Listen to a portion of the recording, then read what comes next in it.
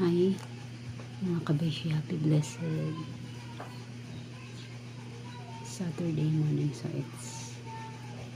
it's Saturday and happy weekends everyone.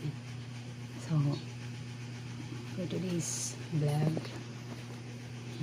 ready na ko kayo. Ito na naman ko nagkuhan ko ka na nag-blush on ako kay bawal mong dili mag-blush on. Dili ka pa sudlan ni lady kay. So napugos ko blush on. Ambot na ang kinani o ananan ka ni mga blush on. Ananan ko galing ka bang. Maran ako clown. Pero need mong good mag blush on bisan na skipping. Lagi na ko mga trauma lang o mga cashier. So apili mo skipping. Ambot ananan ka ni mga akong blush on. Sensya na mga kabeshi. So, ito ang contemporary uniform. And then, mauni ako ang lady. So, basa pa kong buhok. Napaugap ako. Ready na ko sa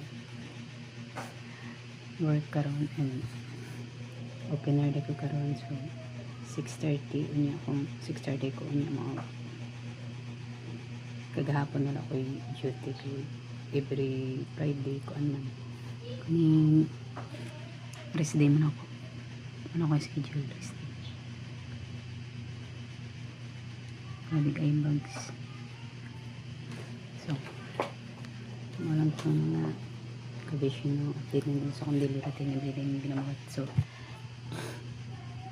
wala na ako naka-engage kay wala pa man good na kuha ang kuan kani wala pa man katang cellphone sa kong anak. So ginabilin sa kunin sa iya ang cellphone ako. Nilukat na to ako na ning dalampin sa trabahoan kay medyo kay nako ni kay permente ko malate sa minutes sa break na mo first break na mo 1 hour. So sige ko tan-aw sa orasan if malapas na di time na makatulog ko niya malapas ako sa minutes, labi na sa 20 minutes sa second break time. So pasensya na mo mga kabeshi na wala na akong clown ang wala akong iring kabang hindi ko sana yung blush on pero dili magod ka pasod lang nila di guide kundi ka mag blush on. So napugos ko blush on kay abin ako og promo og mga cashier ng ang blush on. So hindi ang housekeeping nan ang rules sa Robinson. So mapugos ta ni napugos ko og blush on. So muna